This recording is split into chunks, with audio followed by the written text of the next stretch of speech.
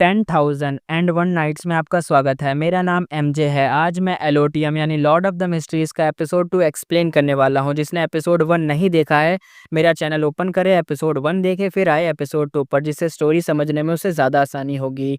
ये जो नॉवल है, ये जो नॉवल है पूरी एलोटियम, वो नॉवल के हिसाब से ही चल रही है, एनीमे के हिसाब से नहीं चल रहा है। क्योंकि एनीमे है यार, एनीमे के अंदर बहुत सारी चीज़ों को मिस कर दिया गया है, हटा दिया गया है, गायब कर दिया गया है, जिसकी वजह से जो पीक फिक्शन है उसका पूरा मज़ा लेने के लिए आपको नॉवल किसी भी तरीके से पढ़नी तो पड़ेगी, या तो सुननी पड़ेगी या तो पढ़नी पड़ेगी। तो मैं यहाँ पे आपको नॉवल पूरी सुनाने आया हूँ, पूरी की पूरी नॉवल सुनाऊँगा जैसा मैंने आपको बताया है। तो इसी के साथ हम जो अपना एपिसोड 2 है वो स्टार्ट करने वाले हैं। लास्ट एपिसोड में जो हुआ था उसे बताने से पहले मैं आपको बहुत इंपॉर्टेंट इन्फॉर्मेशन बताना चाहूँगा। ये जो एलोटियम वर्ल्ड है, इसके अंदर जो करेंसी का सिस्टम है, एपिसोड 1 के अंदर भी अपने जो मेन कैरेक्टर ने करेंसी का यूज़ करा था।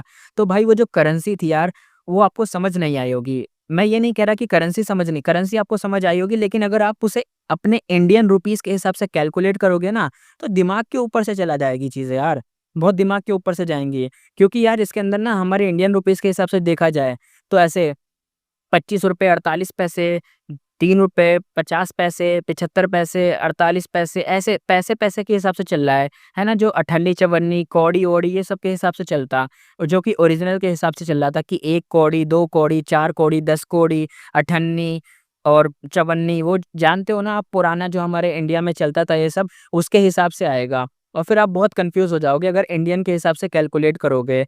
तो मैं इसको बहुत ईज़ी करने के लिए, बहुत आसान करने के लिए खुद से कैलकुलेट कराया और सिस्टम में थोड़ा-सा चेंज कराया, ताकि आपको और अच्छे से समझ आए। और चेंज पता है मैंने मेन रीज़न क्यों करा था चेंज का? क्योंकि भाई इसमें अगर तुम देखोगे ना, जो करेंसी का सिस्टम है, बहुत फुलिश सिस्टम है। क्योंकि जो अपना मेन कैरेक्टर था उसने भी एक ही लाइन कही थी कि यार जो करेंसी सिस्टम है बहुत फुलिश है, बहुत ज़्यादा फुलिश है। क्यों फुलिश है? क्योंकि भाई इसके अंदर ना, अगर मान लो कोई पर्सन है, जैसे एग्ज़ाम्पल के तौर पे इसका जो भाई था अपना बेसन भाई, मैं जानता हूँ उसका नाम बेंसन है, लेकिन हम बेसन कहते हैं। जो अपना बेसन भाई है, बेसन भाई कितना कमाता है? 1 पाउंड 10 सोली कमाता है वीक का। तो अगर तुम इसको ना ओरिजिनल कहानी के हिसाब से यूएस में करोगे कैलकुलेट, फिर यूएस के हिसाब से इंडियन में आओगे ना, तो भाई वो पता है कितना कमा रहा है? वो आराम से 10-10 हज़ार रुपए कमा रहा है वीक का, और मंथली जोड़ो तो ऐसे 40,000 रुपए हो जाएगा उसका। सोचो 40,000 रुपए बंदा कमा रहा है, और वो रह कहाँ रहा है? झुग्गी जैसे अपार्टमेंट में रह रहा है, मतलब बिल्डिंग है लेकिन उसमें 2 ही रूम हैं, जिसके अंदर इतनी गंदी हालत है भाई की कि 2 रूम में सड़े से, ऊपर से सड़े से रूम में रोशनी, लाइट तक नहीं आती। लाइट जलाने के लिए भाई को एक कॉइन डालना पड़ता है, तब जाके लाइट जलती है थोड़ी देर के लिए। ऊपर से जो बाथरूम है वो भी पब्लिक बाथरूम है, अपना बाथरूम है ही नहीं, पूरी बिल्डिंग के लोग वही बाथरूम यूज़ करते हैं। तो समझ रहे हो इतनी बुरी हालत, इतनी गरीबी की हालत दिखाई जा रही है। और फिर बंदा मेरे से आके बोलेगा कि भाई उसका जो भाई है, बेसन भाई अपना, वो 1 पाउंड 10 सोली कमा रहा है, यानी इंडियन के हिसाब से 40,000 रुपए कमा रहा है, और इतनी गरीबी हालत में रह रहा है। तो इतना फूलिश सा नहीं लगेगा कि 40,000 रुपए कमाने वाला बंदा ऐसी जगह में रहेगा? यहाँ 10,000 रुपए वाला भी बंदा ना एक अच्छी-सी जगह में रह लेता है। एटलीस्ट खाने-पीने, रहने का हो जाता है 10,000 रुपए में। लेकिन वो 40,000 रुपए कमा रहा है, इतनी गंदी हालत है, खाने के लाले पड़े हुए हैं भाई लोगों के वहाँ पे। तो ये बहुत फूलिश सा सिस्टम है, फूलिश। तो मैं इस चीज़ को बहुत सही करने के लिए थोड़ा-सा चेंजेस करा है, अपने इंडियन के हिसाब से दिखाया, ताकि जो सिस्टम है वो थोड़ा-सा ऑथेंटिक लगे कि हाँ भाई, इतना कमा रहा है तो सही भी है उतना कमा रहा है, ठीक है? लेकिन जितना मैं कर सकता था उतना ही मैंने करा, वरना अगर मैं ज़्यादा कम करने की कोशिश करता रुपए के हिसाब से, तो आपको मतलब फिर वही कौड़ी-चवन्नी का सिस्टम आ जाता है। इसलिए मैंने नॉर्मल रखने की कोशिश करी है। अभी मैं आपको समझाऊँगा तो आपको समझ आएगा कि मैं क्या कहना चाहता हूँ। तो जैसा मैंने बताया, ओरिजिनल कहानी के हिसाब से 1 पाउंड और 10 सोली, यानी करीबन बंदा वीक का 10,000 रुपए कमा रहा है, और मंथली का 40,000, ये तो बहुत ज़्यादा है। तो इसको मैंने सही से कैलकुलेट करके अपने इंडियन में कन्वर्ट करा है, और इसको बहुत अच्छे से आपको जब देखोगे तो समझ आएगा। डिस्क्रिप्शन में भी मैंने लिख दिया है, तो डिस्क्रिप्शन भी चेक करोगे तो भी आपको समझ आएगा। तो हम अब स्टार्ट करते हैं करेंसी का सिस्टम। करेंसी का जो सिस्टम है, इसके अंदर जो करेंसी आती है, सबसे पहले आता है गोल्ड कॉइन, यानी पाउंड कॉइन भी जिसे कहते हैं। गोल्ड कॉइन या पाउंड कॉइन, कुछ भी कह लो इसको। ये जो गोल्ड कॉइन या पाउंड कॉइन है, ये बनता है 20 सोली में। यानी अगर आपके पास 20 सोली होगी, तो आपके पास 1 पाउंड बनेगा। ये जो 1 पाउंड है, या गोल्ड गोल्ड पाउंड, या कैसा भी कह लो, उसको पाउंड कहेंगे हम।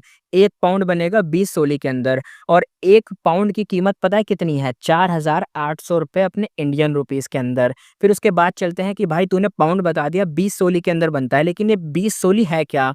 20 सोली का बता। तो 20 सोली के हिसाब से चलते हैं हम।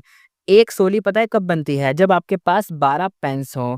आपके पास अगर 12 पेन्स होंगे तो आपके पास 1 सोली बनेगी, और 1 सोली की जो कीमत है वो ₹240 है। यानी एक नोट मान लो ऐसा जिसकी कीमत ₹240 है, ऐसा मान के चल लो, ठीक है? इंडियन के हिसाब से एक नोट, अगर यहाँ पे एक नोट होता है जो अपनी नॉवल चली, नॉवल के अंदर यहाँ पे जो सोली है ना, सोली के नोट होते हैं। जैसे एक नोट, एक नोट होगा और एक 5 वाला नोट होगा।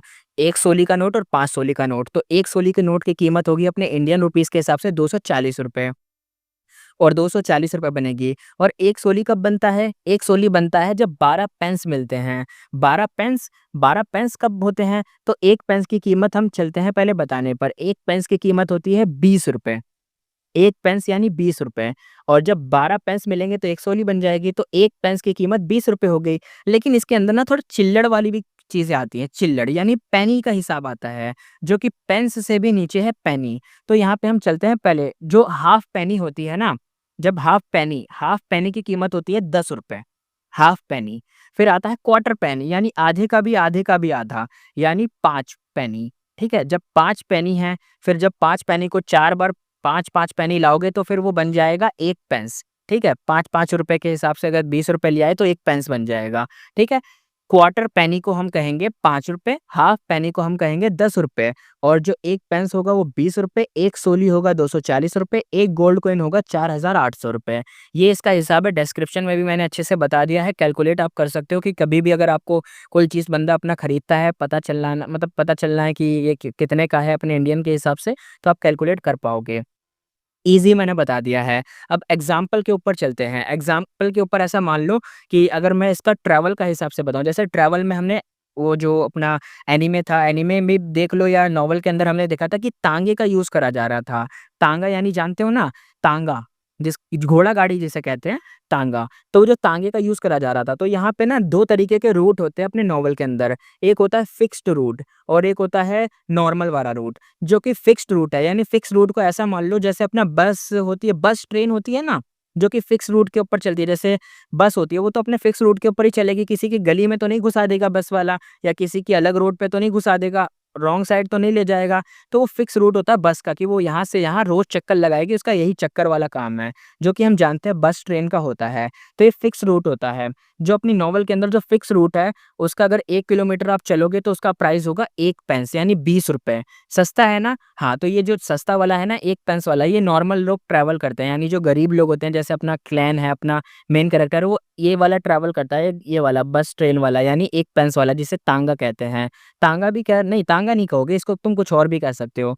ये नॉर्मल लोग जिस पे जाते हैं, शायद होते हैं 2 तरीके के तांगे, वो हमें आगे पता चल जाएगा। ये मैंने आपको बता दिया फिक्स रूट वाला। फिक्स रूट के बाद आता है अपना नॉर्मल रूट। नॉर्मल रूट होता है जो थोड़े अमीर लोग ट्रैवल करते हैं इसके ऊपर। क्यों करते हैं अमीर लोग? जैसे मान लो जो पहले वाला रूट था फिक्स रूट का क्या सिस्टम था? बस वाला सिस्टम था ना।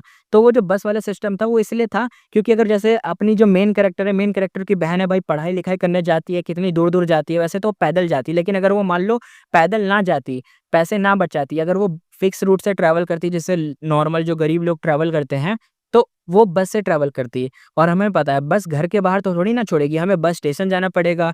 बस स्टेशन से हमें वो जो कॉलेज जहाँ पे वो पढ़ती है, वहाँ जाना पड़ेगा, बस लेके जाएगी। फिर वहाँ से उतर के हमें कॉलेज खुद चल के जाना पड़ेगा। तो जैसा हम जानते हैं कहाँ पे हमारा कॉलेज पड़ता है, हम कैसे जाते हैं? सबसे नियरेस्ट मेट्रो स्टेशन देखते हैं या बस स्टेशन देखते हैं कि अच्छा ये वाला बस स्टेशन है, यहाँ पे हमें उतरना है, ये वाला हमें बस पकड़नी है। तो वही हिसाब है यहाँ पे, जो फिक्स रूट है, फिक्स रूट के ऊपर नॉर्मल गरीब लोग जाते हैं, हमारे जैसे गरीब लोग वहाँ पे जाएँगे, अपना पैसा पे करेंगे और अपना ट्रैवल करके अपनी जगह पे डेस्टिनेशन पे पहुँच जाएँगे, और जितना उन्हें चलना पड़ेगा वो अलग से। लेकिन नॉर्मल जो रूट होता है वो होता है कैब वाला रूट, जिसे तांगा भी कह लो या कुछ भी कह लो। अब मैं कैब वाला इसीलिए कह रहा हूँ, हमारे वर्ल्ड में तो कैब चलती है, यूबर चलता है, ऑटो चलता है, रैपिडो चलता है, इतना कुछ चलता है ना। तो ये जो हम कैब वाला सिस्टम मानेंगे, कैब वाला क्यों मानेंगे? क्योंकि अगर हमें कॉलेज जाना है तो हम ये नहीं कि बस जा रही है तो अगले बस स्टेशन पे उतारेगी, कॉलेज के बाहर थोड़ी ना उतारेगी।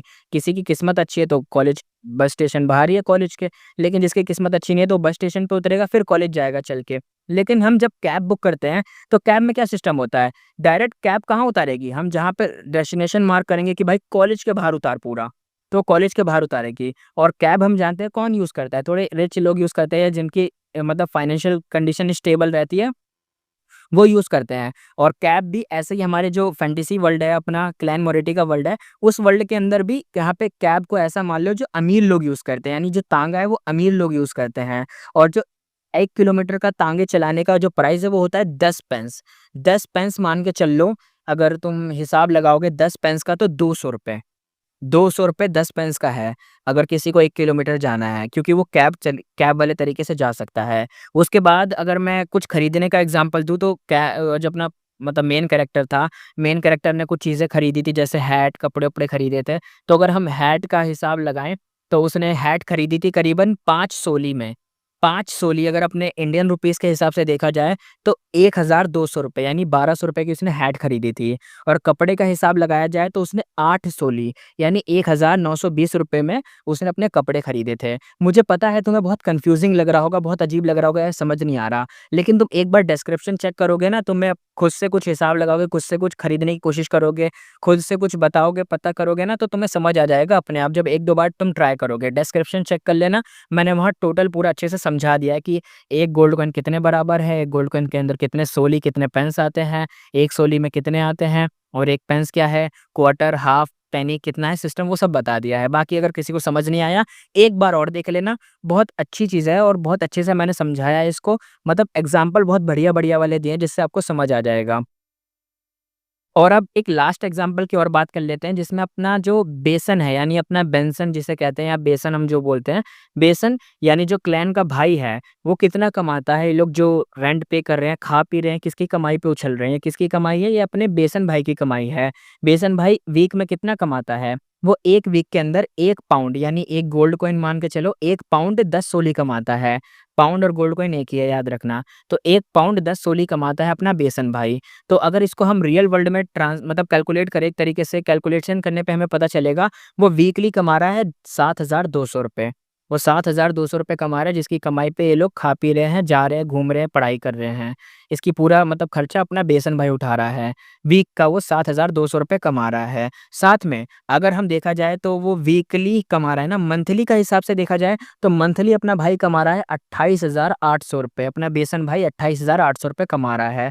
एग्ज़ाम्पल जितने मैंने आपको देने थे वो मैं दे चुका हूँ। इसी के साथ हम अब आगे बढ़ेंगे, स्टोरी के हिसाब से आगे चलेंगे। आगे जो करेंसी आएगी मैं ट्रांसलेट कर रहा हूँ, कैलकुलेट कर पाया तो कैलकुलेट हो जाएगी, बाकी तो आप खुद से कर सकते हो क्योंकि मैंने डिस्क्रिप्शन में दे दिया है। इसी के साथ एपिसोड 2 का लास्ट एपिसोड में जैसा हमने देखा था, एक लाइन कही गई थी, लेडीज़ एंड जेंटलमैन ये एरा स्टार्ट हो चुका है वॉरशिप का, क्योंकि इन लोगों ने वॉरशिप बना ली थी। लास्ट एपिसोड में हमने ये देखा था। अब बात करते हैं एपिसोड 2, लेट्स स्टार्ट।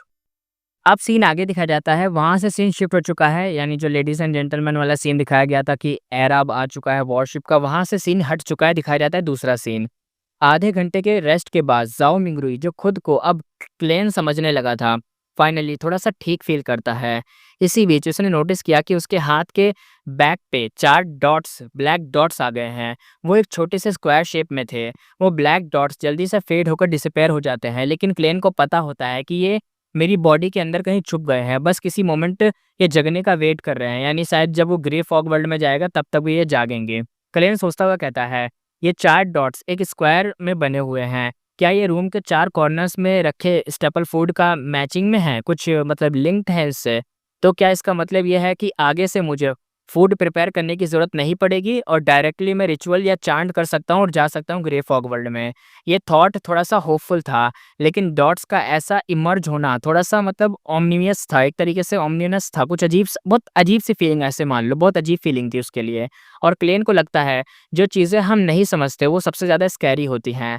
अर्थ के चाइनीज़ डेफिनेशन का यहाँ इफ़ेक्ट होना, स्लीप में ऐसे स्ट्रेंज ट्रांसमाइग्रेशन होना, रिचुअल के दौरान वो क्रीपी वो आवाज़ें जो उसके कान में आती हैं उनका होना विस्पर सा, दिमाग एकदम हिल जाता है। और वो अजीब-सा ग्रे फॉग वर्ल्ड जिसका मतलब उसे खुद से ही नहीं समझ आ रहा था कि क्या था वो ग्रे फॉग वर्ल्ड।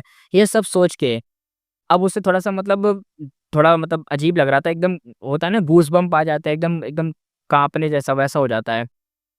क्लेन अंदर ही अंदर याद करते हुए कहता है, सबसे पुरानी और स्ट्रॉन्गेस्ट फीलिंग होती है फ़ियर, और सबसे पुराना फ़ियर होता है फ़ियर ऑफ अननोन, यानी जिसके बारे में पता ना हो। और उसके अंदर एक स्ट्रॉन्ग और एक अनकंट्रोलेबल अर्ज थी। वो मिस्टीरियस वर्ल्ड के कॉन्टैक्ट में आना चाहता था, एक्सप्लोर करना चाहता था, समझना चाहता था कि वो जो मिस्टीरियस वर्ल्ड है क्या? पर साथ ही एक दूसरा इमोशन भी था, जैसे कुछ हुआ ही नहीं हो, ऐसे प्रिटेंड करके भाग जाने का। विंडो से इंटेंस सनलाइट अंदर आ रही थी, उसके डेस्क पे पड़ रही थी, ऐसा लग रहा था जैसे गोल्ड के छोटे-छोटे कुछ दाने से बिखरे हों। क्लेन डेस्क को देखकर थोड़ी-सी गर्माहट फ़ील करता हुआ कहता है, वो थोड़ा-सा रिलैक्स्ड फ़ील कर रहा था, अभी उसने बस अपना मुँह ऐसे करके छोड़ दिया, और उसकी जो आईलिड्स थी, वो बिल्कुल लीड जैसी हेवी हो जाती हैं, बार-बार बंद हो रही थी, और उसके सब स्लीपलेस नाइट और पूरे दिन का टायर्डनेस कॉम्बो लगता है यहाँ पे। मतलब सिंपल सा मान लो कि भूख भी लग रही है और एक तरीके से एकदम थक भी गया है, तो एकदम कॉम्बो वाला इफ़ेक्ट आ रहा था उसके ऊपर। क्लेन अपना सर हिलाता है, डेस्क के सपोर्ट लेके उठता है और डबल डेक्ड बेड की तरफ एकदम लड़खड़ाते हुए चला जाता है। रूम के कॉर्नर्स में रखे हुए वो जो ब्रेड के टुकड़े थे, जिसे राई ब्रेड कहते हैं, वो बिल्कुल इग्नोर करके वो सीधा बेड पे गिरता है और जैसे ही लेटता है, तुरंत ही सो जाता है।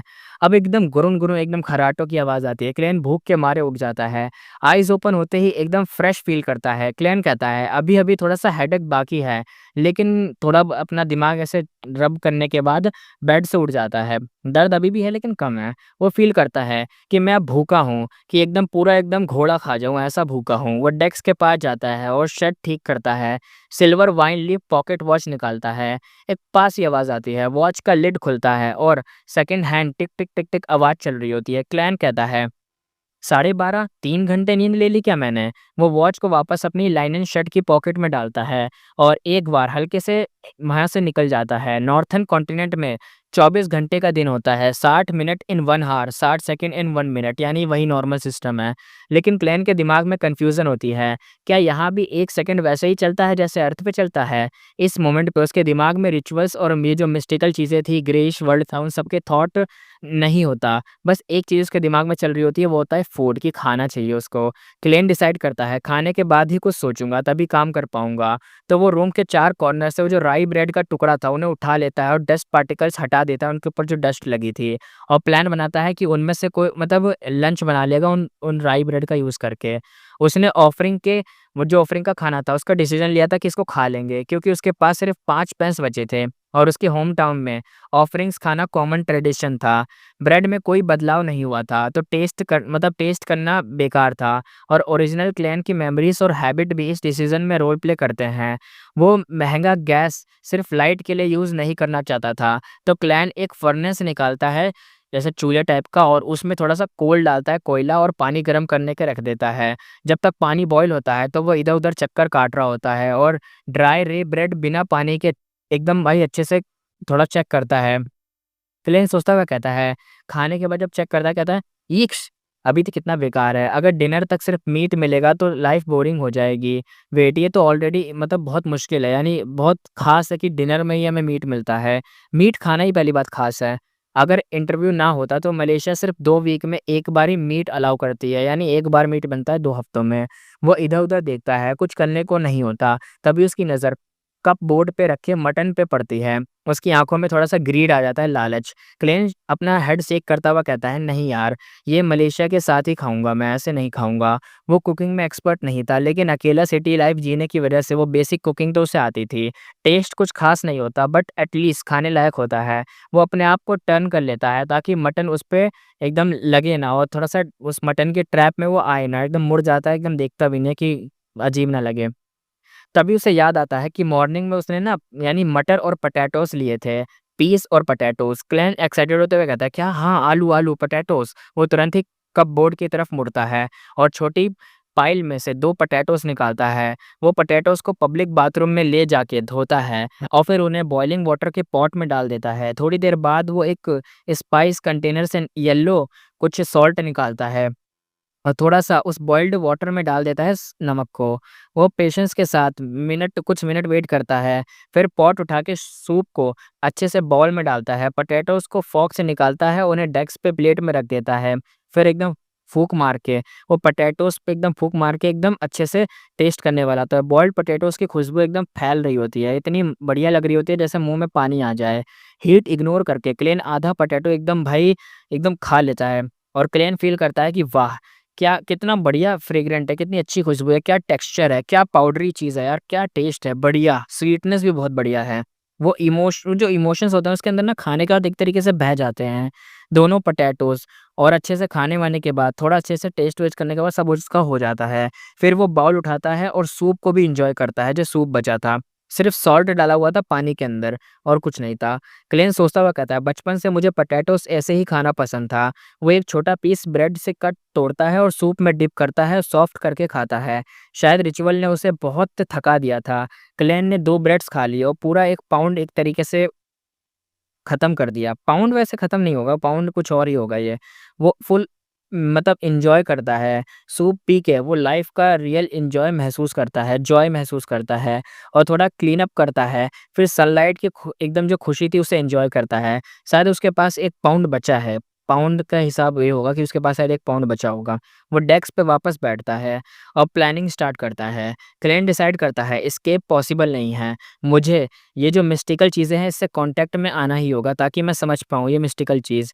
तो तीसरा, मुझे अननोन का फ़ियर ओवरकम करना ही पड़ेगा कि जो भी है ये। चौथा, अभी अगला गैदरिंग ही एक ऑप्शन बचा है और पाँचवाँ, मुझे ट्राई करना पड़ेगा कि जो स्पेक्टेटर पोर्शन है या किसी जो मिस्टिकल चीज़ है इसका इन्फो सुनने का ताकि मुझे और इन्फॉर्मेशन पता चले ये स्पेक्टेटर क्या है, ये मिस्टिकल वर्ल्ड क्या है, इस वर्ल्ड में क्या चल रहा है और ये जो ग्रे फॉग वर्ल्ड है वो क्या है। क्लेन यहाँ पे काउंट करता हुआ कहता है मंडे तक 4 दिन बचे हैं, तब तक मुझे ये समझना होगा क्लेन ने सुसाइड क्यों किया, उसके साथ क्या हुआ था? यानी मंडे को शायद वो ग्रे फॉग वर्ल्ड में जाएगा जहाँ पे वही हेंचमैन और जस्टिस नाम की जो लड़की है वो आएँगे क्योंकि उसने एक टैरेट क्लब बना लिया है ना। वापस अर्थ जाके सब कुछ मतलब एक तरीके से सब कुछ हाथ में उठाने का कोई मतलब स्कोप ही नहीं था। तो क्लेन ने टेबल पे रखी नोटबुक उठाता है, शायद इसमें से कोई लॉस्ट मेमोरी फ्रेगमेंट का कोई हिंट मिल जाए, जिससे उसे थोड़ा बहुत याद आए कि क्या हुआ था। ओरिजिनल क्लेन ऑब्वियसली हैबिट में थोड़ा-सा नोट्स लिखने वाला बंदा था, यानी डायरीज़ लिखना पसंद था उसको। क्लेन को पता होता है कि डेस्क के राइट साइड के कैबिनेट में पूरा एक स्टैक भर के ओल्ड नोटबुक्स रखी हुई हैं, जो बुक्स उसने उठाई थी, वो 10th मई से स्टार्ट थी, यानी 10 मई से। स्टार्टिंग में उसके स्कूल, मेंटर और कुछ नॉलेज से रिलेटेड एंट्रीज़ लिखी हुई थी। अब जब वो पढ़ना शुरू करता है तो हमें पता चलता है 12 मई मिस्टर एज़िक ने बताया कि साउथर्न कॉन्टिनेंट के बालम एम्पायर की जो कॉमन लैंग्वेज है वो भी एशियन फैसक से डेवलप हुई है, जो कि जोटुन की एक ब्रांच थी। पर ऐसा क्यों? क्या इसका मतलब ये है कि एक टाइम पे सारे ये जितने भी साइंटिस्ट ये जितने भी मतलब जितने भी चीज़ें थी क्रिएचर ये सब एक ही लैंग्वेज बोलते थे? फिर वो कहता है नहीं, ये गलत हो सकता है। द रेवलेशन ऑफ एवरनाइट और द बुक ऑफ स्टॉर्म के हिसाब से प्रिमोर्डियल टाइम में सिर्फ जाइंट्स ही इस दुनिया के रूलर्स नहीं थे, यानी वही रूल नहीं करते थे यहाँ पे, बल्कि एल्फ्स भी थे, म्यूटेंट्स भी थे और ड्रैगन्स भी थे। खैर ये सब तो मिथ है ना, या फैंटेसीज जैसा लगता है, फैंटेसी सब लग रहा है। अब आगे बढ़ता है 16 मई सीनियर एसोसिएट प्रोफेसर कोहैन और मिस्टर एज़िक के बीच एज ऑफ स्टीम को लेके डिस्कशन हुआ। मिस्टर एज़िक का कहना था कि ये सिर्फ एक कोइंसिडेंस था। अगर एम्परर रोज़ेले नहीं होते तो नॉर्थर्न कॉन्टिनेंट अभी भी साउथर्न कॉन्टिनेंट की तरह स्वॉर्ड यूज़ कर रहा होता। लेकिन मेंटर ने बोला कि एज़िक सर ने एक इंसान के कंट्रीब्यूशन को ज़्यादा इम्पोर्टेंस दे दी थी। उनका मानना था कि प्रोग्रेस तो होनी ही थी, चाहे रोज़ेले ना होते तो कोई और या जैसे कोई रोबोट एम्पायर बन जाता। हाँ, शायद एज ऑफ स्टीम थोड़ा लेट आता, पर आता ज़रूर। मुझे उनकी बात कुछ ख़ास इंटरेस्टिंग नहीं लगी। मुझे नए डिस्कवरीज़ और छुपी हिस्ट्री को एक्सप्लोर करना ज़्यादा पसंद आया। शायद मैं हिस्ट्री से ज़्यादा ये आर्कियोलॉजी के लिए फिट ज़्यादा हूँ। यानी वो सिंपल सी कहना चाह रहा है कि रोज़ेले जो था, रोज़ेले ने ही तो ये स्टीम इंजन इन्वेंट करा था। ये जितना कुछ बढ़िया-बढ़िया चीज़ें लाई हैं वो इस ये जितना भी एरा आया था, ये मतलब एक तरीके से बारूद यूज़ करके लड़ाई करना या जो भी करना है, स्टीम इंजन ये सब कुछ, ये सब रोज़ेले लाया था जो कि अपनी चाइना का बंदा था। तो वही कह रहे हैं ये दोनों बंदे जो प्रोफ़ेसर थे बात करते हुए कि भाई रोज़ेले की वज़ह से ये सब हुआ ना, लेकिन रोज़ेले का तो ये कहना है कि यार अगर मैं नहीं करता तो कोई और कर ही देता। लेट आता लेकिन आ ज़रूर जाता, उसका ये कहना था। तो ये बंदे आपस में बात करते हुए कह रहे हैं कि यार मैं इस बात से एग्री नहीं करता यार, उन्होंने कर दिया, कितनी अच्छी सही चीज़ें हैं और मुझे तो अब डिस्कवरीज़ ज़्यादा अच्छी लगती है, नई-नई चीज़ें, आइडियाज़ ज़्यादा अच्छे लगते हैं। मुझे लगता है कि मैं आर्कियोलॉजी में ज़्यादा फिट हूँ। ये सब बातें कर रहे थे, वो एक कन्वर्सेशन थी, ये लिखी हुई थी। अब आगे देखते हैं 29 मई व्लेच मुझे मिला। उसने बताया कि उसके पास व्लेच शायद उसके दोस्त का नाम था व्लेच। उसके पास 4th इपॉच का एक नोटबुक था। Oh my goddess! फोर्थ इपॉच का नोटबुक। उसने आर्कियोलॉजी डिपार्टमेंट के स्टूडेंट से हेल्प नहीं माँगी और सीधा नाया यानी किसी लड़की का नायर कहते हैं इसको नाया, सीधा नाया और मुझे बोला कि हम उसका कंटेंट डिकोड करने में मदद करें। ओके, तो उसे एक बुक मिली थी कोई मिस्टीरियस बुक जिसका जो कि फोर्थ इपॉच से रिलेटेड थी। बहुत खतरनाक बुक थी। तो उसने किसी मतलब हिस्ट्री वाले स्टूडेंट की जगह पर या किसी प्रोफेशनल की जगह पर उसने अपने ही दोस्तों को लेके इस बुक को डिकोड करना शुरू कर दिया। यानी कोई मिस्टीरियस बुक को डिकोड करना शुरू कर दिया कि इसमें है क्या? वो अपनी फ्रेंड के पास गया नाया नाम की और यहाँ पे अपने ये जो अपना ज़ाओ मिंगरोई जिसकी बॉडी में आया था क्लेन उसके पास आया। क्लेन और नाया ने ये दोनों डिकोड करने में मदद करने लगे। वो कहता है मैं कैसे मना कर सकता हूँ? पर हाँ, ग्रेजुएशन डिफेंस के बाद ही कर पाऊँगा ये उसने बोला था और अभी अटेंशन डाइवर्ट नहीं कर सकता। इसलिए अब मतलब ये लाइन हो गई थी कि इसने हाँ तो कर दिया था अपने क्लैन ने। कह दिया था कि हाँ डिकोड करेंगे हम नाया, मैं और व्लेच हम तीनों मिलके डिकोड करेंगे और हो जाएगा। लेकिन यार अभी डिकोड नहीं करेंगे, पहले ग्रेजुएशन कंप्लीट कर लेते हैं फिर उसके बाद करेंगे। एक तरीके से वही हो गया होगा कि यार अभी गेम नहीं खेलेंगे, बाद में खेलेंगे क्योंकि अभी एग्ज़ाम चल रहा है, वही मान लो। ये पाठ पढ़ते ही क्लेन को अलर्ट हो गया, उसे कुछ अजीब लगा। हिस्ट्री के नॉर्मल नोट्स या थ्योरी डिस्कशन के कंपैरिजन में फोर्थ इपॉच का नोटबुक का आना हो सकता है यही रीज़न हो ओरिजिनल क्लेन का सुसाइडल का कुछ मतलब रिलेटेड, यानी जो सुसाइड करा उसने इस नोटबुक की वजह से हो सकता है जो फोर्थ इपॉच की थी। फोर्थ इपॉच यानी कि प्रेज़ेंट, प्रेज़ेंट यानी आयरन एज, आयरन एज से पहले वाला समय यानी जो आयरन एज आया था उससे पहले का समय। उसकी हिस्ट्री काफ़ी मिस्टीरियस और इनकम्प्लीट है। पूरी भी नहीं है क्योंकि उस एरा में टॉम्ब्स, सिटीज़ या रिकॉर्ड ये जो रिकॉर्ड थे बहुत कम मिले थे। आर्कियोलॉजिस्ट और हिस्टोरियंस को सिर्फ 7 मेजर चर्चेस के रिलीजियस रिकॉर्ड के थ्रू ही एक रफ इमेज बनानी पड़ती थी कि वहाँ पे क्या हुआ होगा। उनके according Solomon empire, Tudor dynasty और ट्रूसिएंट एम्पायर एग्जिस्ट करते थे उस टाइम पे। जब आयरन एज चल रही थी ना, आयरन एज से पहले का फोर्थ इपॉच है ना? ठीक है, तब मान लो, है ना? जो आयरन एज है उससे पहले जो एज चलती थी उसे फोर्थ इपॉच कहा जाता था और उसके कोई भी ट्रेसेस नहीं मिले थे किसी को और हमें बस चर्चेस की हेल्प से ही पता चल पाया था कि उसका मतलब क्या हुआ होगा वहाँ पे। तो वही हमें ये सब बताया गया था। ओरिजिनल क्लैन का फोकस हिस्ट्री से ज़्यादा मिस्ट्री सॉल्व करना था और सच्चाई अनकवर करना था, इसलिए उसका इंटरेस्ट पहले 3 एराज़ में कम था, जो ऑलमोस्ट लेजेंड्स जैसे हैं। उनका ज़्यादा फोकस फोर्थ इपॉच पे था, जैसे एज ऑफ गॉड्स कहा जाता था। ओके, फोर्थ इपॉच को एज ऑफ गॉड्स कहा जाता था। एज ऑफ गॉड्स के बाद आयरन एज आया था, तो आयरन एज से पहले की बात हो रही है यानी एज ऑफ गॉड्स की बात हो रही है, जो कि बहुत मिस्टीरियस और इनकम्प्लीट हिस्ट्री थी। इसके बारे में ज़्यादा कहीं कुछ नहीं लिखा, चर्च से ही पता चला था, चर्चेस से। क्लेन बोलता है हाँ, क्लेन फ्यूचर करियर को लेके कंसर्न था इसलिए इंटरव्यू पे फोकस कर रहा था, पर ये सब तो बेकार गया। उस टाइम यूनिवर्सिटीज़ बहुत रेयर थीं। उस टाइम में यानी एज ऑफ गॉड्स वाला जो टाइम चला था बहुत रेयर थी यूनिवर्सिटीज़ और ज़्यादा स्टूडेंट्स नोबल या रिच फैमिलीज से ही होते थे। लेकिन अगर किसी कॉमनर का एडमिशन हो जाता और वो थोड़ा-सा बैलेंस्ड माइंडसेट के साथ चले, तो ग्रुप डिस्कशन और इवेंट के थ्रू काफ़ी वैल्यूएबल सोशल लिंक बन जाते थे उस टाइम पे। चाहे मतलब कैसे भी हो बन जाते थे, एक्सक्लूज़न हो या कैसे भी हो। जैसे प्रीजुडिस हो या एक्सक्लूज़न कैसे भी हो बन जाते थे। अब जो उसका नाम इसका जो दोस्त था व्लेच, एमसी ग्रोवन जैसा बंदा एक परफेक्ट एग्ज़ाम्पल था। व्लेच एमसी ग्रोवन परफेक्ट एग्ज़ाम्पल था। कंस्टेंट सिटी और मिडसीशायर, लियोन किंगडम के एक बैंकर का बेटा बैंकर सॉरी, ठीक है? बैंकर यानी वही बैंक समझ रहे हो ना? बैंकर का बेटा। व्लेच एमसी ग्रोवन जैसा ये जो बंदा है ना, ये बहुत रिच बंदा था। व्लेच एमसी ग्रोवन इसका नाम है और ये ना इसमें क्या है, ये बंदा है ना कंसन सिटी और मिडशीशायर, लियोन किंगडम का एक बैंकर का बेटा है वो। और साथ में जो नाया है, नाया और क्लेन से बार-बार हेल्प माँगता था क्योंकि उसका काम मोस्टली ग्रुप में होता था। रिच बंदा, नाया नाम की लड़की और अपने मेन कैरेक्टर क्लैन से ना बहुत हेल्प माँगा करता था उस टाइम पे, जब क्लैन इसकी बॉडी में नहीं आया था, पुरानी बातें चल रही हैं। क्लैन ने बिना ज़्यादा सोचे-समझे पढ़ना कंटिन्यू रखा। अब दिखाया जाता है 18 जून, वो कहता है मैं ग्रेजुएट हो गया हूँ, बाय खोई यूनिवर्सिटी और ये लाइन लिखी थी। फिर आगे दिखाया जाता है 29 जून नोटबुक देख लिया, सेंटेंस स्ट्रक्चर और रूट्स वर्ड्स को कंपेयर करने के बाद मुझे लगा कि ये एशियन फ़ैज़िक का मॉडिफाइड वर्ज़न है। सिंपल वर्ड्स में पहले 1000 साल में फ़ैज़िक लैंग्वेज धीरे-धीरे चेंज होती गई है, तभी ये शायद थोड़ा-सा मॉडिफाइड वर्ज़न है। ओके, जैसे हम लोग हिंदी और इंग्लिश को मिक्स कर देते हैं, यानी हम प्रॉपर हिंदी भी नहीं बोलते, है ना? प्रॉपर हिंदी अलग होती है। हम आधी हिंदी, आधा मिक्स-विक्स करके बोलते हैं ना, समझ रहे होगे। 20 जून, नोटबुक का पहला पेज हमने डिकोड कर लिया था। ऑथर एंटिगुअस नाम के एक फैमिली का मेंबर का था। ओके, जो पहला पेज अगर डिकोड करा गया तो उसमें एक नाम आया, ऑथर एंटिगोनस नाम के एक फैमिली का मेंबर था ऑथर। ये फैमिली खतरनाक होगी, एंटिगोनस फैमिली। और 21 जून को उसने डार्क एम्परर का ज़िक्र किया है, लेकिन नोटबुक जिस समय का लग रहा है, उस समय ये टाइटल थोड़ा आउट ऑफ द प्लेस है। क्या प्रोफ़ेसर गलत है या फिर सोलोमन एम्पायर के हर एम्परर को डार्क एम्परर बोला जाता था? अब 22 जून का दिखाया जाता है। एंटीगोनस फैमिली काफ़ी हाई स्टेटस वाली सोलोमन एम्पायर में थी। ऑथर लिखता है कि उसका एक सीक्रेट डील चल रहा था किसी टूडोर नाम के बंदे के साथ। टूडोर, क्या इसका कनेक्शन टूडोर डायनेस्टी से है? अब 23 जून का सीन दिखाया जाता है।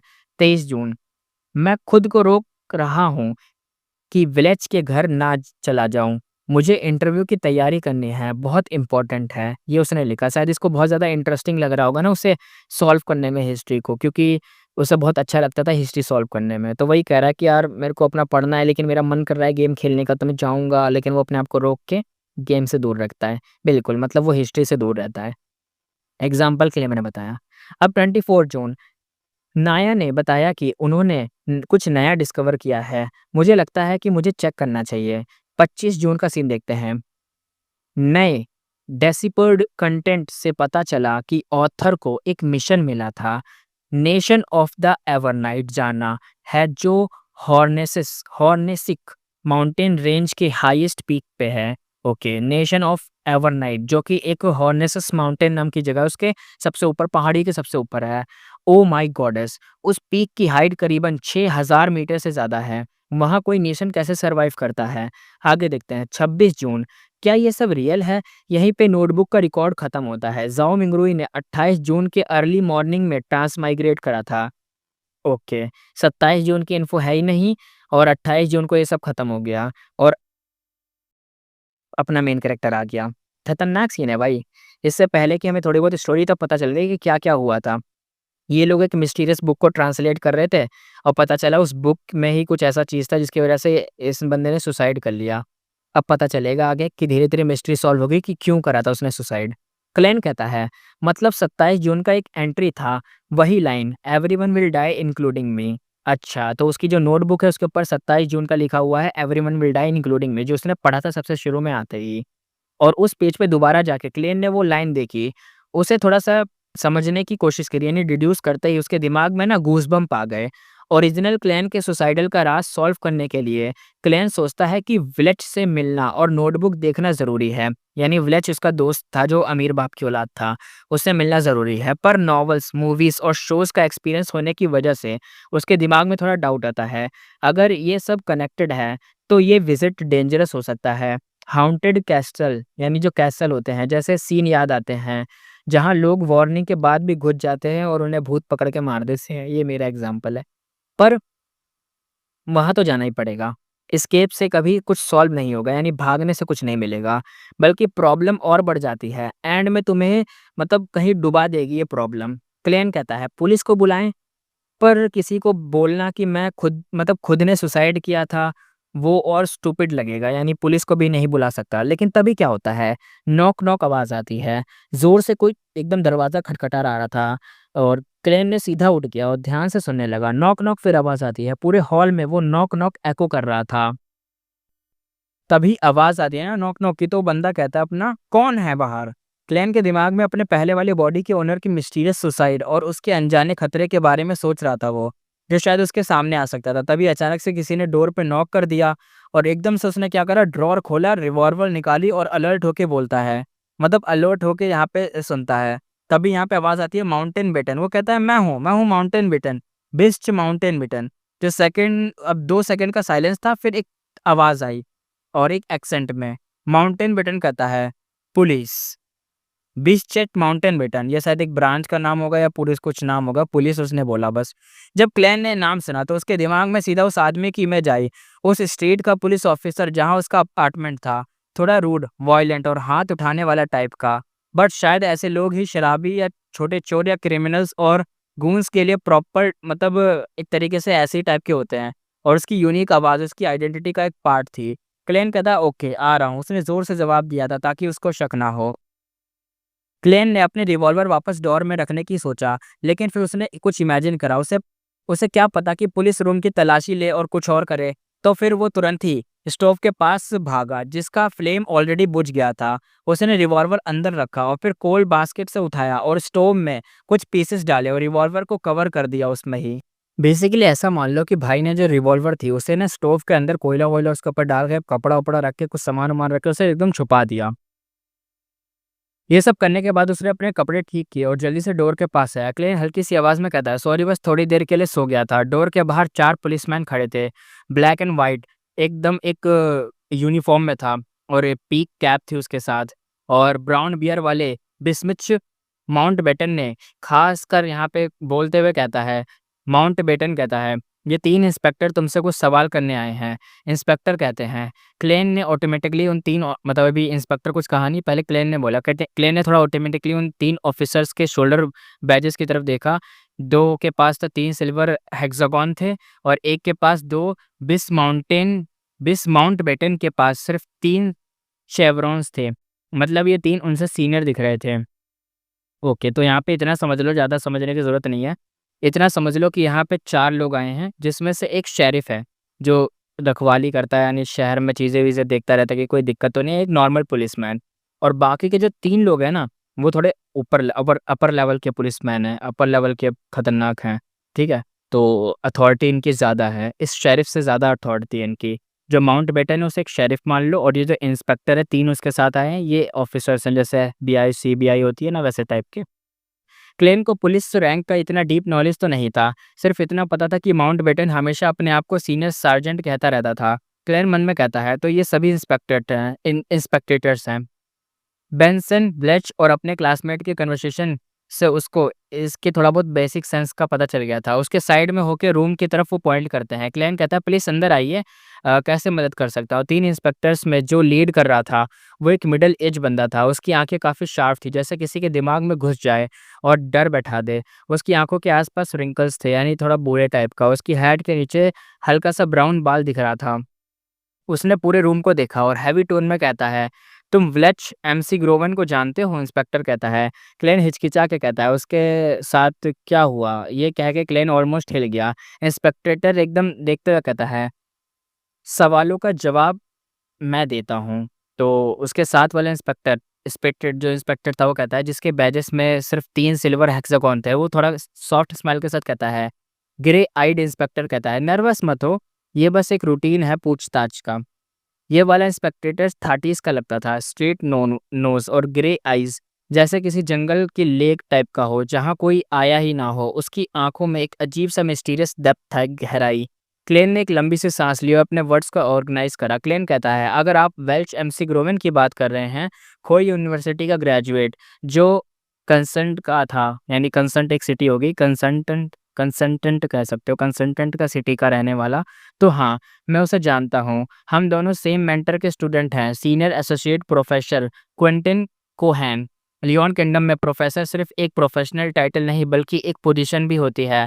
अर्थ पे जैसे प्रोफेसर और डिपार्टमेंट हेड कंबाइंड होते हैं, मतलब एक डिपार्टमेंट में सिर्फ एक प्रोफेसर होता है। एसोसिएट प्रोफेसर को तब तक वेट करना पड़ता है जब तक ऊपर वाला रिटायर ना करे या फिर खुद की एबिलिटी से उसे हटा ना दे। इसलिए सीनियर एसोसिएट प्रोफेसर का टाइटल उन लोगों को मिलता है जिनकी अचीवमेंट हाई होती है या फिर उनका सीनियर, मतलब कोई मतलब थोड़ा बहुत जान-पहचान होती है, सीनियर होते हैं वो, लेकिन उन प्रोफ़ेसर से नहीं बन पाती, एक तरीके से हो नहीं पाता, तो वो रखते हैं। ऐसा मान लो, सिंपल सा यहाँ पे एक चीज़ कहना चाह रहे हैं कि अगर तुम अगर एक एसोसिएट हो, तो तुम्हें अपर रैंक जाने के लिए, यानी तुम एक एसोसिएट प्रोफ़ेसर हो, तो तुम्हें एक सीनियर प्रोफ़ेसर बनने के लिए, सीधा प्रोफ़ेसर बनने के लिए अपने वाले से ज़्यादा काबिलियत चाहिए। या तो तुम काबिलियत साबित कर दो, या तो फिर तुम एक सिंपल सा काम करो, इज़्ज़त से वेट करो जब तक वो बंदा खुद से रिटायर ना हो जाए। क्लेन ने मिडल एज इंस्पेक्टर की आंखों में देखा और एक सेकंड्स कुछ सोचा। क्लेन कहता है, हॉनेस्टली हमारा रिलेशन काफ़ी अच्छा है। रिसेंटली हम लोग, मैं, ब्लेच और नाया अक्सर मिलते हैं उसके 4th इपॉच वाली नोटबुक को रिकॉर्ड करने के लिए। इंस्पेक्टर का क्या उसके साथ कुछ हुआ है क्या, मैं पूछ सकता हूँ इंस्पेक्टर? ऐसे उसने पूछा। इंस्पेक्टर ने जवाब नहीं दिया, बस उसने साइड ग्लेंस दिया और ग्रे आइड इंस्पेक्टर की तरफ देखा। जो पीक कैप वाला नॉर्मल लुक वाले इंस्पेक्टर से शांत वॉइस में कहता है। ग्रे आइड इंस्पेक्टर कहता है, सॉरी मिस्टर विलेज अब नहीं रहे। क्लेन चिल्ला के कहता है, क्या? पहले तो थोड़ा शक था, लेकिन जब सुना कि वो शौक में चिल्ला गया। वो कहा जाता है कि जो विलेज है मर गया। जैसे ओरिजिनल क्लेन वो अपने मन में सोच रहा था कि विलेज क्या मर गया? जैसे ओरिजिनल क्लैन नाम का बंदा था ना वो मर गया, वैसे ही, क्योंकि अब तो जाओ मिंग्रो ही है ना क्लैन की बॉडी में। क्लैन कहता है, और नाया का क्या हुआ? उसने तुरंत पूछा। ग्रे आइड इंस्पेक्टर कहता है, मिस नाया भी वो भी नहीं रही। उसका टोन शांत था। दोनों की डेथ मिस्टर विलेज के घर में ही हुई है। क्लेन सोलो कहता है, क्या मर्डर हुआ? एक वेगस गेस था या शायद सुसाइड? ग्रे आइड इंस्पेक्टर ने सर हिलाया। ग्रे आइड इंस्पेक्टर कहता है, नहीं, सीन ने दिखाया है सुसाइड है। विलेज ने अपना सर बार बार वॉल पे मारा। पूरी वॉल ब्लड से एकदम भर गई। नाया ने अपने आप को बेसिन में डूब के मार दिया। हाँ, वही फेस वॉश करने वाला जो बेसिन होता है वहाँ पे। यानी इन दोनों इंस्पेक्टर मतलब ये जो स्पेक्टेटर थे इन दोनों ने बताया इंस्पेक्टर ने कि कैसे उनकी डेथ हुई। जो अपना विलेज भाई था उसने तो भाई सर दीवार में दे मारा और मर गया। और दूसरा अपना जो नाया थी उसने तो बेसिन यानी जो बेसिन होता है ना जिसमें सफाई-वफाई वाले बर्तन-वर्तन धोते होते हैं, वैसे टाइप में अपना सर दे मारा वहाँ पे। दोनों मर गए यार बेसिकली। क्लेम कहता है ये पॉसिबल नहीं है। उसके जो पोर्स थे एकदम से ओपन हो गए। उस हॉरिफाइंग सीन को वो ऑलमोस्ट इमेजिन कर सकता था, क्योंकि भाई इन तीनों को मरना था, जो कि ये 3 लोग मर चुके हैं। लेकिन अपना ज़ाओ मिंगरो इसकी बॉडी में आ गया तो अब ये ज़िंदा है। तो दूसरे लोगों को थोड़ी ना पता कि ये इसकी बॉडी में आया है। और क्या। क्लैन यहाँ पे समझ ही नहीं आ रहा था। वो कहता है कैसे पॉसिबल हो सकता है यार? एक लड़की जो चेयर पे घुटनों के बल बैठी हो, अपना फेस पानी से भरे बेसिन में डाल दिया हो, उसके सॉफ्ट ब्राउन बाल हवा में एकदम हिले और खुद ही खुद एकदम से स्टिल हो, विलेज ग्राउंड पे गिरा हो, सीलिंग को ब्लैंकली देख रहा हो, उसका फोरहेड टोटली एकदम क्रस्ट हो चुका हो, वॉल पे ब्लड का पैटर्न बना हो। ये कैसे हो सकता है कि वो मर गया ऐसे? ग्रे आइड इंस्पेक्टर तक कंटिन्यू करते हुए कहता है, हमें भी तो वही लग रहा है, पर ऑटोप्सी और सीन इन्वेस्टिगेशन के हिसाब से ना तो ड्रग का कुछ ट्रेस मिला, ना तो किसी ने फोर्स करा। दोनों ब्लेच और नाया की बॉडीज पे स्ट्रगल का कोई साइन ही नहीं था कि किसी ने जबरदस्ती करी हो। क्लेन कुछ बोलता उससे पहले इंस्पेक्टर रूम के अंदर चला गया।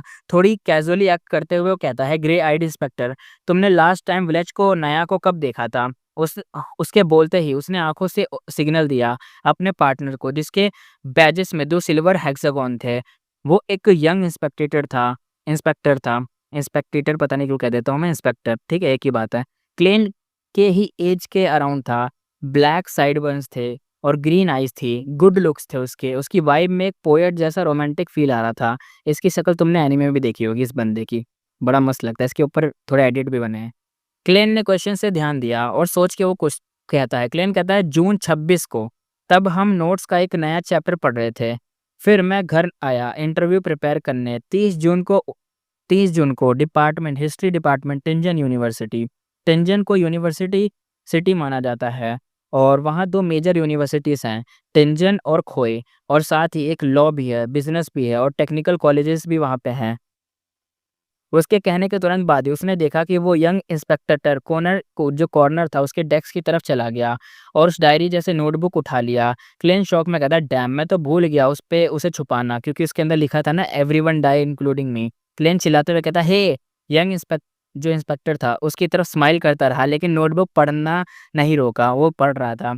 तभी ग्रे आइड इंस्पेक्टर शांत टोन में कहता है, ये एक ज़रूरी एक प्रोसीजर है, यानी तुम्हें कोऑपरेट करना पड़ेगा, जो वो कर रहा है उसे करने दो।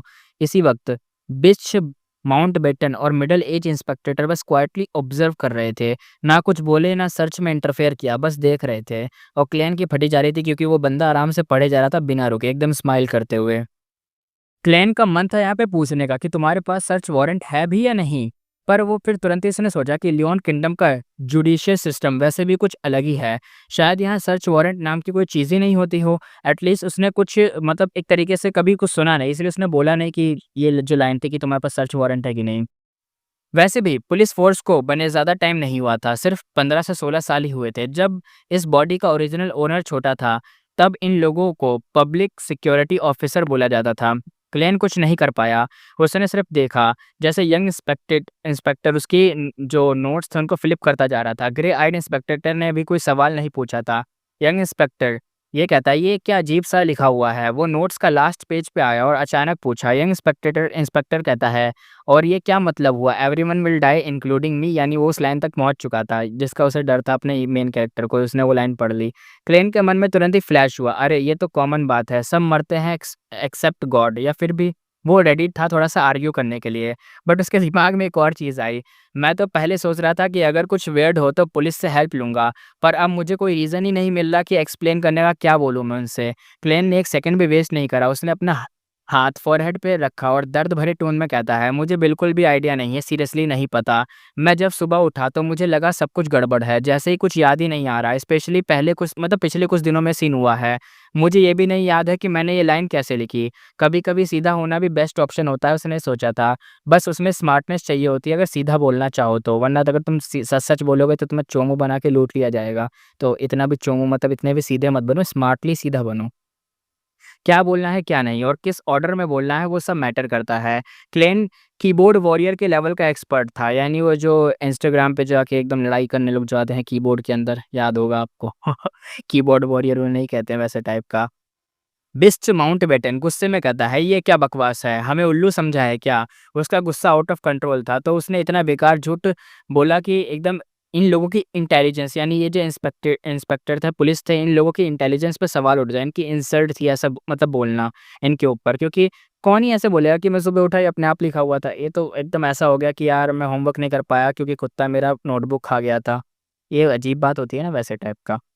क्लेन सीधा आँखों में देख के कहता है, "मैं सच बोल रहा हूँ, ऐसा ही है।" वो माउंटबेटन और मिडल एज इंस्पेक्टर दोनों की आँखों में देखते हुए शांत तरीके से बोला और हाँ, इस बार तो वो सच में सच बोल रहा था। ग्रे आइड इंस्पेक्टर स्लोली कहता है, "हो सकता है।"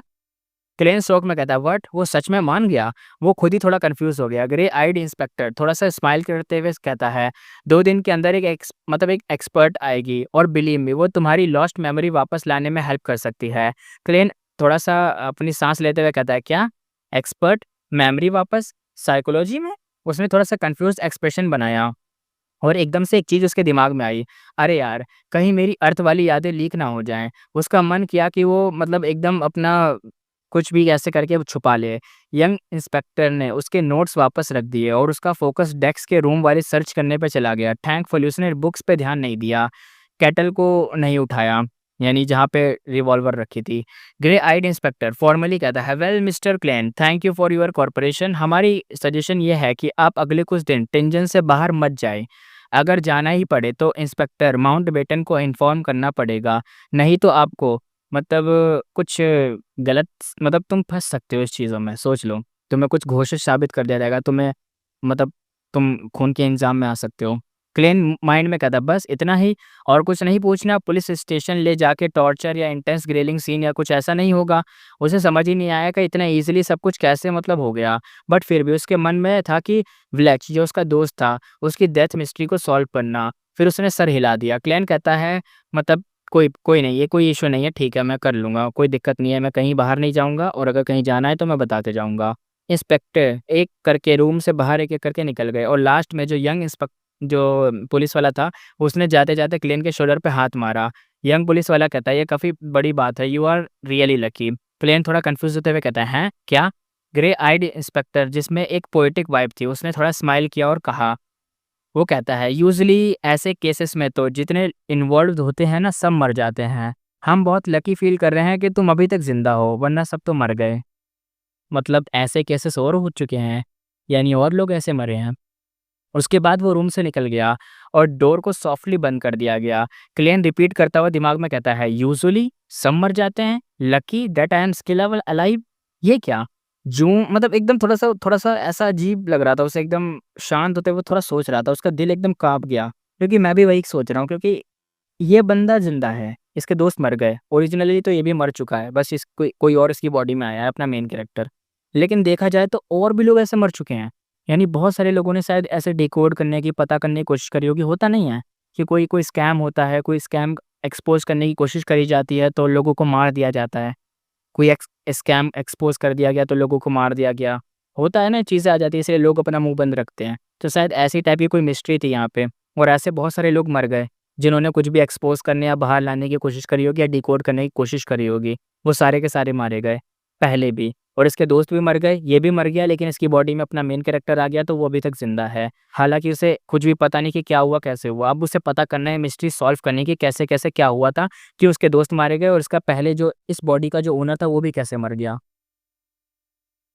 वो लाइन पढ़ता है कि सब मर जाते हैं, यही होता है नॉर्मल, खुश है कि मैं ज़िंदा हूँ, लकी फ़ील कर रहे हैं कि मैं बचा हुआ हूँ। क्लेन का पूरा बॉडी एकदम चिल हो गया था, उसने तुरंत ही डोर की तरफ एकदम भागा। पुलिस ऑफ़िसर को कैच करना चाह रहा था, उसे प्रोटेक्शन माँगने के लिए, लेकिन जैसे ही उसने हैंडल पकड़ा, वो अचानक से रुक गया। क्या? इतनी स्कैरी बात बोली उस ऑफ़िसर ने, तो फिर मुझे प्रोटेक्ट क्यों नहीं किया? मैं तो एक इम्पोर्टेंट विटनेस हूँ ना, या शायद कोई की लीड भी हो सकता है, या कोई की लीड भी हूँ मैं शायद। इतना कैज़ुअल कैसे हो सकते हैं ये लोग? क्लेन के दिमाग में तुरंत ही अलग-अलग थ्योरीज़ घूमने लगी। ये सिर्फ़ एक्टिंग थी क्या? या फिर मुझे ट्रैप करने का कोई प्लान था? उसने सोचा हो सकता है कि पुलिस सीक्रेटली उसको ऑब्ज़र्व कर रही हो। यानी हो सकता है कि मेरे पे पहले से नज़र रखी जा रही हो। कि उन्होंने मेरे को डायरेक्टली तो नहीं बोला कि मतलब कोई मेरे प्रोटेक्शन के लिए यहाँ पे है। लेकिन हो सकता है वो लोग मेरे पे नज़र रख रहे हों पहले से ही। हो सकता है ना, क्या पता? उसका रिएक्शन चेक कर रहा हूँ, मतलब एक तरीके से मेरा रिएक्शन भी चेक हो रहा हो कि क्या सीन चल रहा है, मैं सच बोल रहा हूँ, झूठ बोल रहा हूँ। मेरे से पूछा जाएगा तो मैं क्या रिएक्ट करूँगा, क्या बोलूँगा, और मेरे को पहले से ऑब्ज़र्व किया जा रहा हो। ये सोचकर उसका पैनिक थोड़ा-सा कम हो गया, वो थोड़ा-सा कंपोज़्ड फ़ील करने लगा। क्ले ने धीरे-धीरे डोर खोला और जानबूझ के एक थोड़ा-सा हिलता हुआ ट्रेम्बलिंग वॉइस में सीढ़ियों की तरफ चिल्लाया, "तुम लोग मुझे प्रोटेक्ट करोगे ना?" टैप-टैप आवाज़ आई लेदर शूज़ की, और वुडन स्टेयर्स को एकदम रिदम में आ रही थी, वो बिल्कुल चेंज नहीं हुआ। पुलिस ऑफ़िसर की तरफ से कोई जवाब ही नहीं आया। क्लेन कहता, "मुझे पता था, तुम लोग ऐसा ही करोगे।" उसने दोबारा से बोला, इस बार एक फ़ेक कॉन्फिडेंस के टोन के साथ। उसने जैसे एक नॉर्मल इंसान बोलता है, एकदम रियल, ऐसा कोई डेंजर का कोई डर ना हो उसे, ऐसे। फुटस्टेप धीरे-धीरे कम होती गई और फाइनली नीचे के फ्लोर से डिसअपीयर हो गई। क्लेन ने एक फेक थोड़ा-सा एक्सप्रेशन दिया और खुद पे एकदम हँसते हुए कहता है, "इतना ओवर एक्टिंग, मतलब इतना एक्टिंग का स्टैंडर्ड ज़ीरो है क्या यहाँ पे? इतना ओवर एक्टिंग करोगे?" मतलब वो यहाँ पे देखो, सिंपल सी चीज़ वो ये कहना चाह रहा है कि तुम लोग मुझे प्रोटेक्ट करोगे। उन्होंने जवाब नहीं दिया। इसका मतलब वो मुझे, मतलब एक तरीके से ऐसा कहना चाह रहा है कि हम तेरे को कोई प्रोटेक्शन नहीं देंगे। लेकिन असल में अपने मेन कैरेक्टर को पहले से पता है कि उसे ऑब्ज़र्व किया जा रहा है। यहाँ पे पहले से लोग हैं जो उसे देख रहे हैं। अब वो शायद बाहर निकलता है तो नज़र रखते हैं, या उसके घर के आस-पास रहते होंगे। जब-जब क्लेन बाहर निकलता होगा, जैसे पिछली बार वो निकला नहीं था, कुछ सामान लेने, वो फूड फूड लेने निकला था, कुछ मीट लेने निकला था, वो सब लेने निकला था, उसके ऊपर नज़र रखी जा रही थी। वही चीज़ें क बताया जा रहा था यहाँ पे कि उसके ऊपर नज़र पहले से रखी जा रही है, और यहाँ पे ये लोग बस एक्टिंग कर रहे हैं, मुझे बता नहीं रहे कि मुझे प्रोटेक्ट किया जा रहा है। बस एक्टिंग कर रहे हैं और मुझे पता नहीं चलने दे रहे हैं कि मेरे पे कोई नज़र रख रहा है। उसने उनके पीछे भागना अवॉइड किया। इंस्टेड वो वापस अपने रूम में गया और डोर को बंद कर दिया। अगले कुछ घंटों तक क्लेन ने पूरा ड्रामा किया, बिल्कुल वैसे जैसे चाइना के फूडहॉलिक एम्पायर में रेस्टलेस इंसान बिहेव करता है। नर्वसनेस और रैंडम एकदम मड़मड़ाना बोलना, चाहे कोई था पास में, नहीं था, बस ऐसे ही मड़मड़ाना बोलते रहना, ऐसे एक्टिंग कर रहा था। क्लेन मन ही मन में सोचता हुआ कहता है, इसे कहते हैं एक एक्टर की असली ट्रेनिंग। जब सूरज वेस्ट की तरफ ढलते हुए रेडिश ऑरेंज स्काई में बनने लगा, अपार्टमेंट के तुरंत, मतलब तो जो आस-पास के वाला एरिया था, तब क्लैन ने फाइनली अपना फ़ोकस शिफ्ट करा। क्लैन कहता है, मलेशिया का स्कूल भी खत्म होने वाला है। उसने स्टोव की तरफ देखा, केटल उठाया, कोल हटाया, उसमें से रिवॉल्वर निकाल ली। बिल्कुल बिना डिले करे उसने बेड के नीचे वाले जो बोर्ड था, बैक साइड में हाथ डाला और जहाँ पे कुछ वुडन स्ट्रिप्स वाली जगह बची थी, उसे निकाल लिया। उसने रिवॉल्वर के लेफ्ट व्हील को एक वुडन स्टिप और बोर्ड के बीच में फँसा दिया। कुछ सीधा हुआ और बेचैनी से वेट करने लगा। डर था कि पुलिस वापस अंदर ना आ जाए, अचानक से दरवाज़ा ना खोले, इसलिए जल्दी-जल्दी वो थोड़ा-सा हाथ कँपकँपाते हुए काम कर रहा था। इस और जो स्टीम एज होती है ना, ये सब चुपके से पॉसिबल होता है। लेकिन यहाँ तो बियॉन्डर्स हैं, एक्स्ट्रा ऑर्डिनरी पावर्स हैं। मैंने खुद फ़ील किया है। कुछ मिनट्स तक उसने ध्यान से वेट किया। डोर के बाहर कोई मूवमेंट नहीं था, सिर्फ़ 2 एकदम कुछ बातें सुनाई दी, जो हार्ट ऑफ वाइल्ड, एकदम ऐसा लग रहा था कि कुछ ऐसा बज रहा हो। एक तरीके से दिल के धड़कने की आवाज़, या कुछ आयरन जो होता है उसका एकदम स्टील जो होता है, एकदम चेन्स की जो आवाज़ आती है, वैसी आवाज़ आ रही थी। क्लेन कहता है, फ्यू, लगता है कोई मेरे को नहीं देख रहा। शायद वो यहाँ पे टेस्ट कर रहा था कि अगर मैं अपनी रिवॉल्वर निकालता हूँ और ऐसा कुछ करने की कोशिश करता हूँ, तो क्या पता कोई जो मेरे पे नज़र रख रहा हो वो मेरे घर के अंदर आ जाए। क्योंकि उसे ऐसा लग रहा था कि यहाँ पे तो बियॉन्डर्स होते ही हैं, क्या पता कोई उसके घर में ही छुपा हो, उसे दिख ही ना रहा हो उसकी ओरिजिनल आँखों से, इसलिए वो चेक कर रहा था जस्ट कि ऐसा तो कुछ नहीं है। अब बस वेट करता था कि जो मलेशिया है उसके आने का, वो आ जाए, उसकी बहन। उसके साथ स्ट्यू, मटन और मतलब वो जो मीट-वीट है, पोटैटोस, वो सब खाना। ये थॉट आते ही उसका मुँह थोड़ा स्वाद आने लगा। उसे याद आया कि कैसे मलेशिया वो डिश बनाती है। पहले पानी बॉयल करती है, फिर मीट को हल्का-सा फ्राई, फिर अनियंस, फिर साल्ट, फिर पेपर और फिर पानी डालती है और फिर कुछ स्पेसिफिक टाइम के बाद पीस पोटैटो जाते हैं और फिर अच्छे से 40 प प 50 मिनट के बाद अपने आप ही कुक हो जाता है। क्लेन कहता है सिंपल और रॉ स्टाइल है, बट मीट का असली टेस्ट निकलता है। उसने सर हिला के एक्सेप्ट करा। वो कहता है क्या करें? कॉमन लोग के पास ज़्यादा मसाले या कुकिंग स्टाइल होती ही कहाँ थी। उनके लिए प्रैक्टिकल, सिंपल या बजट फ्रेंडली कुकिंग ही एक ऑप्शन था। जब वीक में 1 या 2 बार मीट मिलता हो तो बस मतलब वही काफ़ी होता है। एक तरीके से वही खाना वही बढ़िया बात है। क्लेन खुद कोई ग्रेट कुक नहीं था। यूजुअली टेक आउट ऑर्डर करता था, लेकिन 3 से 4 बार हर वीक खुद खाना बनाना शुरू कर उसने करा था। अब तक काफ़ी प्रैक्टिस हो चुकी थी उसकी। पिछली ज़िंदगी की बातें चल रही है उसकी, इस ज़िंदगी में तो क्या बोलें। क्लेन कहता है, मलेशिया जब आके बनाएगी तो 7:30 तो हो ही जाएगा। तब तक तो वो मैं तब कह रहा तब तक तो भूख से पागल हो जाएगी। परफेक्ट टाइम है उसे दिखाने का कि रियल कुकिंग क्या होती है। यानी वो वेट नहीं करेगा अपनी बहन के आने का, वो खाना नहीं बनाएगी, मैं खुद ही बना लूँगा। फिर उसने स्टोव जलाया, बाथरूम से पानी भरा बट और जो मटन था उसे धोया, फिर किचन बोर्ड लाया, फिर नाइफ़ निकाले, फिर मटन को छोटे-छोटे पीसेस में कट करा। और अगर उसे मतलब पूछा गया कि कुकिंग कैसे आई, तो वो सीधा कह देगा कि उसने प्लान रेडी कर रखा था, पहले से थोड़ा बहुत प्रैक्टिस थी इसलिए उसे आ गई कुकिंग। क्लेन मन में कहता है, ब्लेच एमसी ग्रोवन पे सब डाल दो। उसने तो एक चीफ हायर किया था ना जो मिड सी शायर स्टाइल का एक्सपर्ट था और वो खुद भी एक्सपेरिमेंट करता रहता था। यानी मन में कह रहा है कि अपने दोस्त के ऊपर मैं डाल दूँगा कि मैं जब उसके घर जाता था तो उसका जो शेफ़ था वो खाना बनाता था तो मैं उसको देख के सीख गया, अगर पूछा जाएगा तो। क्लेन कहता वेल डेड लोग तो कुछ प्रूव कर ही नहीं सकते इसलिए मेरा झूठ तो सच ही माना जाएगा। लेकिन अगले सेकंड उसके दिमाग में कुछ फ्लैश हुआ, ये बियॉन्डर्स का वर्ल्ड है, हो सकता है डेड लोग भी बोल सकते हों। ये सोच के थोड़ा-सा गिल्टी फील हुआ कि अगर मैंने ये बोला क्या पता मेरा सच सामने आ जाए। उसने कन्फ्यूज़न को साइड में रखा और मीट सूप बाउल में डाल दिया। फिर थोड़ा-सा बॉक्स निकाला, बड़ा स्पून निकाला, साल्ट डाला जिसमें आधा येलो हो चुका था साल्ट उसे डाला। थोड़ा-सा ब्लैक पेपर निकाला, उसे डाला, मिक्स करा, अच्छे से बना रहा था।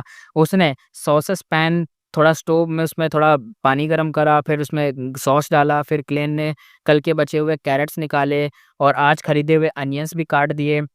तैयारी के बाद उसने एक छोटी-सी कुछ कपबोर्ड निकाला जिसमें बस थोड़ा-सा कुछ बचा हुआ था, लर्ड बचा हुआ था वो डाला। उसने एक स्पून निकाल कर पैन में डाल दिया और मेल्ट होने दिया। फिर उसमें कैरेट्स और अनियन फ्राई करे और एकदम फ्रेग्रेंस बहुत अच्छी आ रही थी। मटन भी एकदम बढ़िया लग रहा था, बहुत बढ़िया स्मेल आ रही थी, दिखने में भी बढ़िया था। वाइन या रेड वाइन होना चाहिए था। वो कहता है कि मतलब अगर इसके साथ होता तो मज़ा आ जाता। लेकिन ये जो मोरेटी फैमिली थी अफ़ोर्ड ही नहीं कर सकती ये सब चीज़ें। बियर भी 1 वीक में सिर्फ़ 1 बार मिलती है, तो क्लेन ने तो थोड़ा-सा बॉइल्ड वाटर डाल के काम चला लिया। 20 मिनट तक स्ट्यू होने दिया, फिर लिड खोला और खुशबू देखी, फिर पोटैटोज़ काट के डाले, फिर 1 कप गरम पानी और 2 स्पून साल्ट भी डाला, फिर बंद करा, फिर लो वॉइस में पकने दिया, फिर रिलैक्स होके वेट करने लगा कि मलेशिया कब रिटर्न करेगी।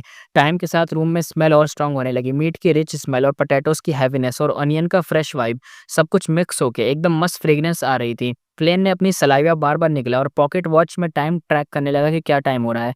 40 मिनट के बाद थोड़ी धीमी लेकिन एक रिदम वाली स्टेप आने लगे क्योंकि देखो ये अपार्टमेंट में रहता था ना, वो भी बहुत एकदम बिल्डिंग वाला अपार्टमेंट है एक तरीके से, तो यहाँ पे जब भी कोई चढ़ेगा तो वुडन वाले स्टेयर्स हैं यहाँ पे जीने, तो कोई चढ़ेगा तो आवाज़ आएगी ना इसी टाइप की, चूँ, चर, चर ऐसे आवाज़ आती थी, तो कोई भी चढ़ता था तो पता चल जाता था।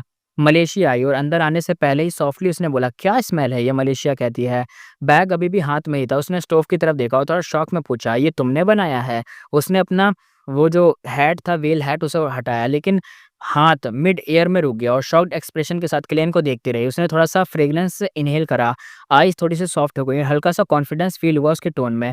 मलेशिया कहती है फिर कहती है, "तुमने बनाया है?" क्लेन कहता है, "तुम्हें लगता है मैं मटन बर्बाद करूँगा?" उसमें स्माइल के साथ अल्ट्रा क्वेश्चन पूछ लिया, एकदम खतरनाक वाला। उसने बोला बिना वेट करे वो दोबारा कहता है, "चिंता मत करो, मैंने स्पेशली विलेट्स से सीखा था और डिश बनाना। उसके पास तो एक सॉलिड कुक भी था, याद है ना?" मलेशिया कहती है, "पहली बार?" उसके आईब्रोज़ ऑटोमैटिकली थोड़ा-सा एकदम वो हो गए, ऊपर उठ गए। लेकिन फ्रेग्रेंस उसकी टेंशन को स्मूथ कर दिया, यानी उसको टेंशन नहीं हो रही थी कि उसके भाई ने खाना बना के मीट खराब कर दिया। उसे लग रहा था कि चलो एटलीस्ट मीट तो सही बना है। क्लेन यहाँ पे हँसा। क्लेन कहता है लगता है मेरे अंदर टैलेंट छुपा हुआ है। क्लेन कहता है ऑलमोस्ट रेडी है, अपनी बुक्स और व्हील हैट कहीं रख दो, बाथरूम जाके हाथ धो लो, फिर टेस्ट करने के लिए रेडी हो जाओ। मुझे फुल कॉन्फिडेंस है इस बनाने पे, यानी जो बनाया है मैंने। जब मलेशिया ने अपने भाई की इतनी बढ़िया मतलब प्लानिंग सुनी, इतना शांत उसका चेहरा देखा, स्वीट स्माइल देखा, तो वो वहीं दरवाजे पे खड़ी रह गई, जैसे एकदम फ्रीज़ हो गई। और क्लेन कहता है, तुम्हें लगता है मटन थोड़ा-सा कुक होना चाहिए था क्या और? क्लेन ने हँसी के साथ टीज़ किया था। मलेशिया कहता है, नहीं, नहीं, ओके, ओके है। मलेशिया एकदम होश में आई, एक हाथ में हैंडबैग, दूसरे हाथ में वेल पकड़ के जो हैट थी, रूम में दौड़ पड़ी। जैसे ही क्लेन ने सॉस पैन का लिड उठाया, अब ऐसा मान लो कि इसमें एक बंदे ने ढक्कन उठाया कढ़ाई का, उसके ऊपर से एकदम से भाप का एक झोंका निकला और एकदम मस्त क्लाउड क्लाउड से बन गए। साइड में पहले ही 2 पीसेस के राई ब्रेड रखे हुए थे, ताकि वो मटन और टेंडर्स जो पीस थे, टेंडर के पीस और जितने भी पोटैटो वोटैटो जो कुछ भी है, सब कुछ अच्छे से मिक्स करके खा सके। जब तक मलेशिया ने अपने सारे आइटम्स को पैक करके हाथ मुँह धोकर वापस आई, तब तक टेबल पर एकदम रेडी, एकदम मस्त प्लेट स्टूड मटन रखा हुआ था। टेंडर पीसेस, पोटैटोस, कैरेट्स और अनियन के साथ 2 पीसेस राई ब्रेड भी प्लेट में रखी हुई थी, थोड़ा ग्रेवी में डिप हुए, एकदम परफेक्ट कलर के साथ था। क्लेन कहता है, चलो ट्राई करो। क्लेन ने वुडन फ़ॉर्क और स्पून की तरफ पॉइंट करा। मलेशिया अभी भी थोड़ी कन्फ्यूज़ थी, लेकिन उसने मना नहीं करा। उसने फ़ॉर्क उठाया, एक पोटैटो उठाया और हल्का-सा बाइट करा। जैसे ही पोटैटो का जो स्टार्ची टेक्सचर उसके मुँह में आया, स्मेल करा, मज़ा आ गया। उसकी सलाइवा एकदम भाई जो फैक्ट्री थी एकदम ओवरलोड हो गई। उसने पोटैटो कुछ ही सेकंड में खा लिया। क्लेन कहता है, मटन भी ट्राई करो। क्लेन ने अपने चिन से प्लेट की तरफ इंडिकेट करा और उसने थोड़ी देर पहले टेस्ट किया था, उसके अकॉर्डिंग बायरली पासिंग लेवल का तो था ही, मतलब सही ठीक-ठाक था। लेकिन एक ऐसी लड़की के लिए इस दुनिया, यानी जो ये वाली दुनिया है, इस दुनिया का रियल टेस्ट रेयरली मिलता है। यानी जो उसकी अपनी अर्थ वाली दुनिया है, उसके उसकी जैसी दुनिया का रेयरली ऐसा टेस्ट मिलता है यहाँ पर।